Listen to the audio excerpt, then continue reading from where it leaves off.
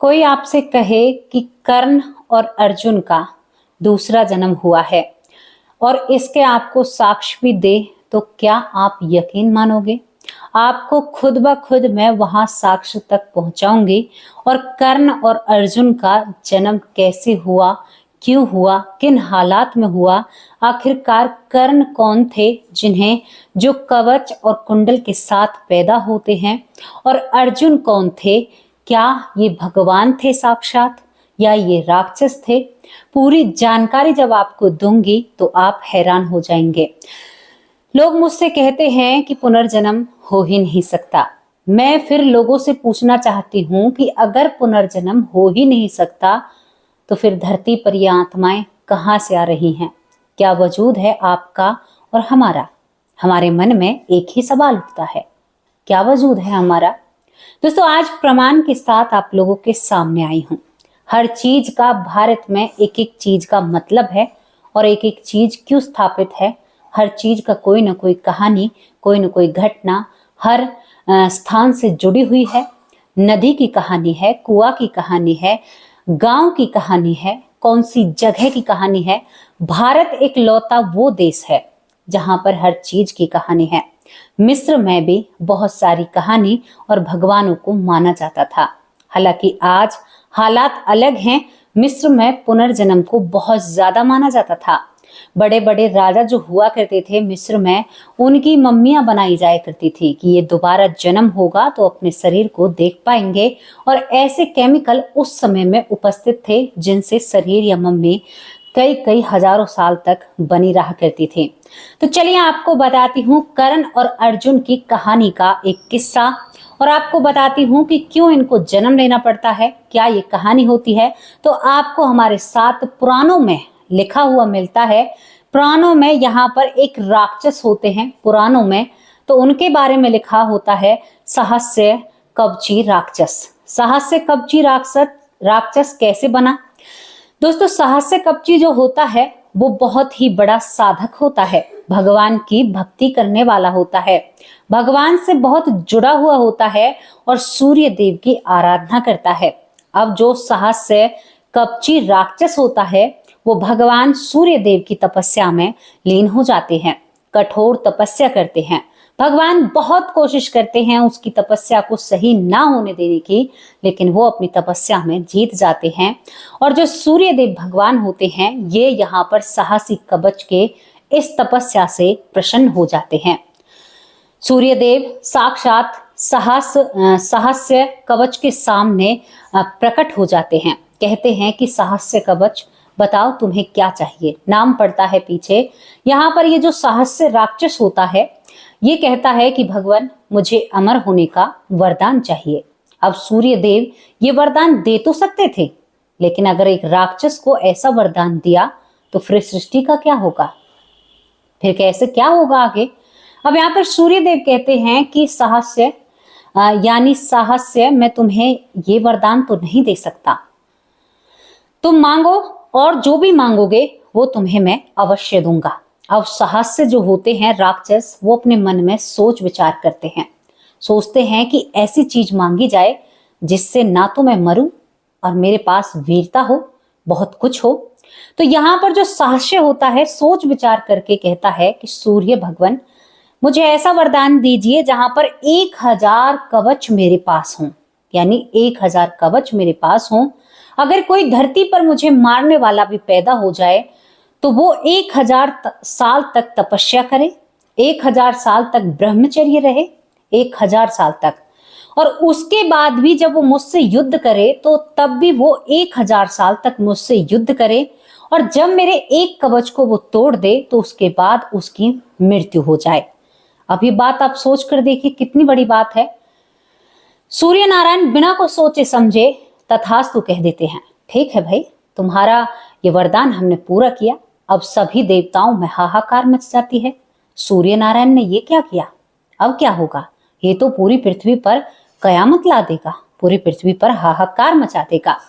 सभी यहाँ पर देवगण इकट्ठा होकर भगवान के पास जाते हैं, वैकुंठ धारी के पास जाते हैं और कहते हैं कि भगवान त्राही माम, ये क्या हुआ, कैसे होगा? हम कैसे इस राक्षस को हरा सकते हैं? ऐसा तो कोई पैदा ही नहीं हुआ। तो यहाँ पर भगवान इसको, इन सभी देवताओं को एक दिलासा देते हैं। कहते हैं कि तुम्हें चिंता करने की कोई जरूरत नहीं है।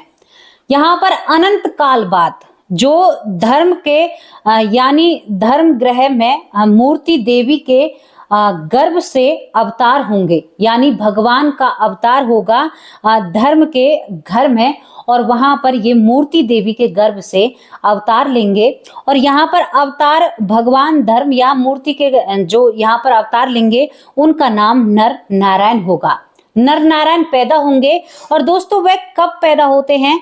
वैशाख की शुक्ल तृतीया को, यानी वैशाख की शुक्ल तृतीया को, जो यहाँ पर अक्षय तृतीया हम बुलाते हैं, वैशाख पक्ष में यानी शुक्ल पक्ष में आती है, वैशाख के महीने में आती है। आपको सीधा सीधा बताऊं, जब यहाँ पर जो अक्षय तृतीया होती है, अक्षय तृतीया जो वैशाख में आती है, वो भगवान नर नारायण के जन्मदिन के रूप में मनाई जाती है। और यहाँ पर जो बद्रीनाथ हैं, यानी नर नारायण जो भगवान बद्रीनाथ हैं, उनके यानी जो बद्रीनाथ है उनके कपाट जब वैशाख की तृतीया को ही यानी खुलते हैं, यानी अक्षय तृतीया को, यानी नर नारायण के जन्मदिन पर ही बद्रीनाथ के कपाट खुलते हैं। और जो अक्षय तृतीया मनाई जाती है ना वैशाख में, वो नर नारायण के जन्मदिन के रूप में ही मनाई जाती है। मुझे लगता है कि आप लोगों की समझ में आ गया होगा। तो दोस्तों यहाँ पर भगवान सभी को संतुष्टि दे देते हैं कि जरूर भगवान का अवतार होगा यहाँ पर धर्म के घर में, और मूर्ति देवी के गर्भगृह से भगवान जी का अवतार होगा। दोस्तों यहाँ पर समय बीतता है और अक्षय तृतीया को, यानी वैशाख की शुक्ल तृतीया को, यानी शुक्ल तृतीया को नर नारायण मूर्ति देवी से पैदा होते हैं, यानी उनका अवतार होता है। नर नारायण का अवतार होते ही, जन्म लेते ही वो घोर तपस्या को चले जाते हैं। 1000 साल तक वो तपस्या करते हैं, ब्रह्मचर्य रहते हैं, क्योंकि भगवान की महिमा थे। 1000 साल तक तपस्या करते हैं। दूसरी तरफ यहाँ पर जो राक्षस सहस्र कवची जो होता है, जिसके पास 1000 कवच थे, भाई वो नारायण जी से कहते हैं, जो नारायण नारायण करते हैं कि भाई मेरी भुजाओं में खुजली हो रही है, मुझे तो युद्ध करना है।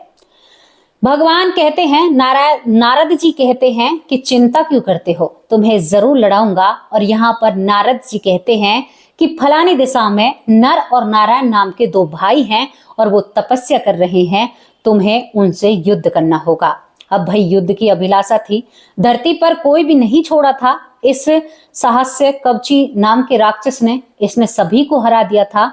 तो ये बड़ी लालसा के साथ यहाँ पर नर नारायण के सामने जाकर पेश हो जाता है। अब यहाँ पर पहला युद्ध नर लड़ते हैं, जो नर नाम के भाई होते हैं, और वो 1000 साल तक इनसे युद्ध करते हैं। और युद्ध करने के बाद वो जैसे ही पहले कवच को तोड़ते हैं, वैसे ही मृत्यु को प्राप्त हो जाते हैं। दोस्तों यहाँ पर जब तक 1000 साल तक नर ने लड़ाई लड़ी, तब तक यहाँ पर 1000 साल तक नारायण तपस्या करते हैं। अब नारायण जी खड़े हो जाते हैं और कहते हैं कि मेरी तपस्या के बल पे मेरे जो नर भाई हैं वो जीवित हो जाएं, और अब 1000 साल तक मैं तुमसे युद्ध करूंगा। इसी तरह से दोनों भाई 1000 साल तक के लिए तपस्या करते हैं, एक कवच को तोड़ते हैं, और फिर एक मर जाता है और एक जीवित हो जाता है। इसी तरह से यानी जो ये राक्षस होता है सहस्र कवची, इसके सभी 999 कवच तोड़ दिए जाते हैं। 999 कवच। इसी तरह से 1000 साल एक भाई युद्ध करता है नर, 1000 साल तक श्री नारायण युद्ध करते हैं, और इसी तरह से इनका समय निकलता जाता है। अब जो यहाँ पर सहस्र कवची था वो घबरा जाता है कि भाई मेरे तो सबरे कवच चले गए, और ये दोनों भाई तो हारने वाले नहीं हैं, ये दोनों भाई नहीं हारेंगे, मुझे ही यहाँ से भागना होगा। दोस्तों यहाँ पर सहस्र कवची जो नाम का राक्षस होता है, नर नारायण को देखकर वहां से उल्टे पांव भागने लगता है और सूर्य के प्रकाश में विलीन हो जाता है। यानी सूर्य के प्रकाश में कहीं विलुप्त हो जाता है एक कवच के साथ। 999 कवच तोड़ दिए गए थे नर नारायण के जरिए, और यहाँ पर तभी से बद्रीनाथ की स्थापना होती है और यहाँ पर नर नारायण की भी पूजा होती है। जन्मदिन मनता है अक्षय तृतीया को। आपको पता चल चुका होगा बैसाख में जो अक्षय तृतीया आती है। अब ये कहानी यहाँ पर समाप्त नहीं होती है। इसके बाद दोस्तों कलयुग का आने का समय होता है और पहले युग का खत्म होने का समय होता है। तो जो नर नाम के भगवान थे वो यहाँ पर अर्जुन के रूप में दूसरा जन्म लेते हैं। जो नर नाम के भगवान थे वो अर्जुन के रूप में जन्म लेते हैं, और जो यहाँ पर राक्षस था सहस्य कवची राक्षस था, वो एक कवच के साथ यहाँ पर सूर्य देव माता कुंती को उन्हें दे देते हैं और वो कर्ण के रूप में पैदा होते हैं। जब वो कर्ण के रूप में पैदा होते हैं तो यहाँ पर किसी को भी ये नहीं था कि 1000 साल के लिए कौन यहाँ पर युद्ध करेगा। तभी यहाँ पर इंद्र को भेजा जाता है और इंद्र उन कवच और कुंडल को यहाँ पर दान में मांगते हैं, और कर्ण को यहाँ पर जो कर्ण होते हैं उन्हें अर्जुन वीर गति को प्राप्त कराते हैं युद्ध के क्षेत्र में। यानी जो महाभारत का युद्ध क्षेत्र होता है उसमें इन दोनों भाइयों के बीच में, यानी पिछले जन्म में ये भाई नहीं थे, इस जन्म में ये भाई भाई होते हैं क्योंकि दोनों ही माता कुंती की संतान होती हैं। तो यहाँ पर इनका युद्ध होता है, भीषण युद्ध होता है। एक राक्षस योनि के ही वजह से इनको इतनी सारी कष्ट और यातनाएं झेलनी पड़ती हैं। कुछ इस तरह की पुराणों में ये कथा है। दोस्तों यहाँ पर कहते हैं कि नर नाम का जो भाई होता है स्वामी भगवान श्री नारायण, नर नारायण ये भगवान के अंश थे और ये यहाँ पर दूसरा जन्म अर्जुन के रूप में लेते हैं। तभी तो यहाँ पर भगवान श्री कृष्ण स्वयं इनके सारथी बनते हैं और इनका सहयोग करते हैं, इनका साथ निभाते हैं। ये सारी चीजें एकदम से नहीं रची जाती हैं। जिस तरह से एक घर में सभी पापी लोग इकट्ठा हो जाते हैं और एक धर्म करने वाला व्यक्ति उत्पन्न हो जाता है कहीं ना कहीं से, उसी तरह से बहुत बड़े कुटुंब में, बहुत बड़े परिवार में जो सभी धर्म करते हैं वहां पर एक पापी जरूर जन्म लेता है। ये बात आप कहीं पर भी देख लीजिए। रावण का जो परिवार था विभीषण ने उसमें जन्म लिया और विभीषण एक बहुत बड़ा भगवान की सेवा करने वाला था। कहते हैं विभीषण को कुल में कंडुआ माना जाता है। आपने कभी देखा होगा बाजरे की जो बाल होती है वो कभी कभी काली पड़ जाती है, उसको गांव की भाषा में कंडुआ कहा जाता है। तभी विभीषण के ऊपर चेक बनाई जाती है, यानी कहा जाता है कि विभीषण ने कुल को एक कंडुआ रूप में, यानी उस पूरे कुल को घुन लगा दिया था। विभीषण ने अपने भाई का खड़ा होकर अपने ही हाथों से वध करवाया था। दोस्तों लोग कहते हैं एक भगवान की भक्ति थी, वो एक चैप्टर अलग है, लेकिन एक कहावत बड़ी प्रसिद्ध है। कहते हैं कि एक का साथ भगवान ने दिया, भगवान श्री राम का साथ उसके एक अकेले भाई ने दिया तो वो युद्ध जीत जाता है। और जहां आपका भाई आपसे दगा करे तो मान लीजिएगा पूरे संसार से आप हार जाओगे। अगर भाई ने आपको हराने का सोच लिया तो आप अस्त्र पहले ही डाल देना, आप हार चुके हैं, युद्ध लड़ने से पहले हार चुके हैं।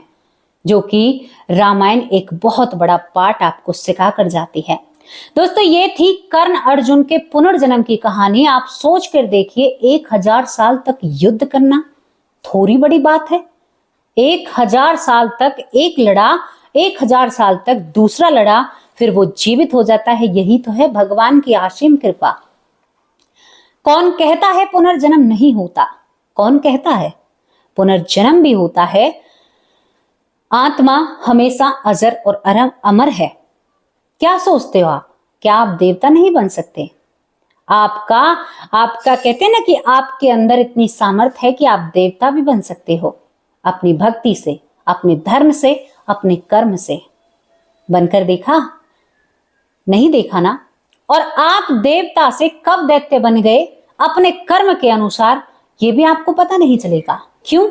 धरती पर वो सभी देवता हैं जिनके अंदर अच्छे कर्म हैं, जिनकी आत्मा अच्छी है, जो दुखी को देखकर दुखी होते हैं, सुखी को देखकर खुश होते हैं, वो देवताओं की श्रेणी में ही आते हैं।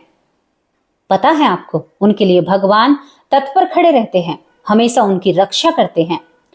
और राक्षस के दर्शन करने हैं, नरभक्षी के दर्शन करने हैं, मांस खाएगा, शराब का सेवन करेगा, पराई स्त्री का गमन करेगा, दूसरे की महिला पर दृष्टि रखेगा, बेटी के समान लड़की को भी अपनी बनाने की कोशिश करेगा, वो सबसे नीच और पापी और सबसे बड़ा राक्षस है। कहीं दूसरे लोक में आपको जाने की जरूरत नहीं है। इसी मृत्यु लोक पर, इसी धरती लोक पर आपको ऐसे लोग मिल जाएंगे जो पराई स्त्री का गमन करते हैं और अपनी स्त्री होते हुए भी दूसरे की स्त्री पर गंदी नजर डालते हैं। वो सबसे बड़े धूर्त और सबसे बड़े राक्षस होते हैं। आज करवा चौथ पर आपको ऐसी कहानी इसलिए सुनाई है, ऐसी बातें इसलिए बता रही हूं कि अपनी नारी, कहते हैं कि जो दूसरे की स्त्री पर बुरी दृष्टि रखता है या कोई महिला दूसरे के पति पर बुरी दृष्टि रखती है, यानी गलत चलन चलती है, ये जो बात 100% सत्य है। कहते हैं उसको नरक लोक में एक पुतला लोहे का गर्म किया जाता है और वहां पर उसके साथ उसे वक्त गुजारना होता है। समझदार हो, इशारा ही काफी है। तो आप कैसे कह सकते हैं पुनर्जन्म नहीं होता?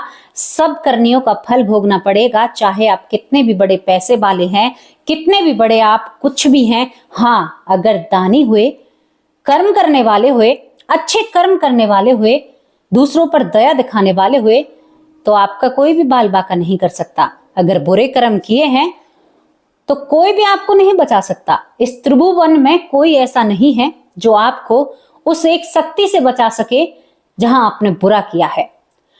दोस्तों, कहते हैं कि कर्ण जो है, देखो एक बहुत अच्छा उन्होंने अपना रोल प्ले किया है इस जन्म में।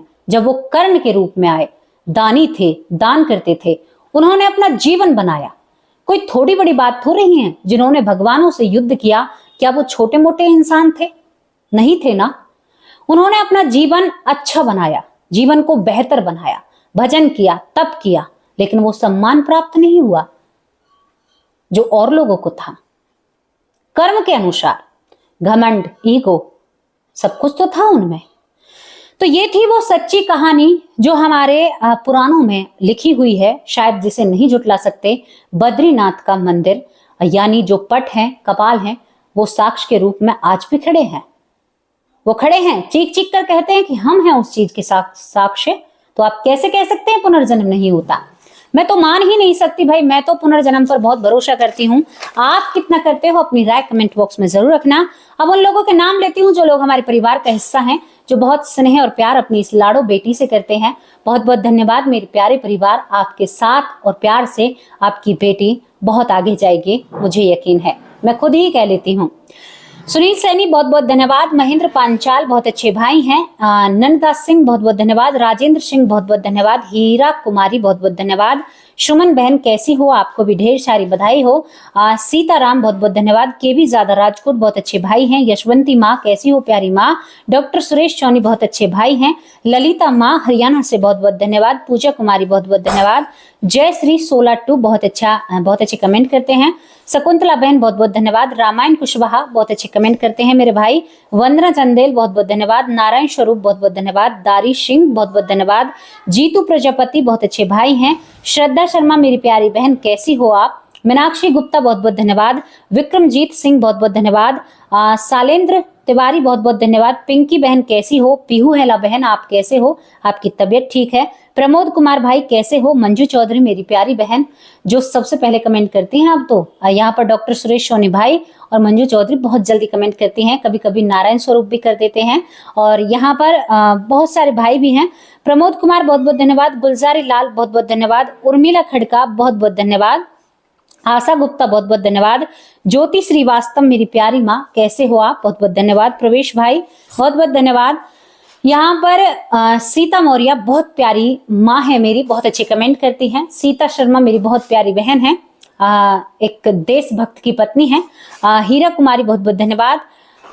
यहाँ पर पुष्पा पांडे बहुत बहुत धन्यवाद। बिटी का बॉस कैसी हो प्यारी बहन? अशोक तौलशानी बहुत बहुत धन्यवाद। शरयू बाला बहन कैसी हो? ज्ञानतारा सरस्वती बहुत बहुत धन्यवाद। सीमा अरोरा यहाँ पर दिल्ली से मेरी माँ के समान है, बहुत अच्छी बहन है।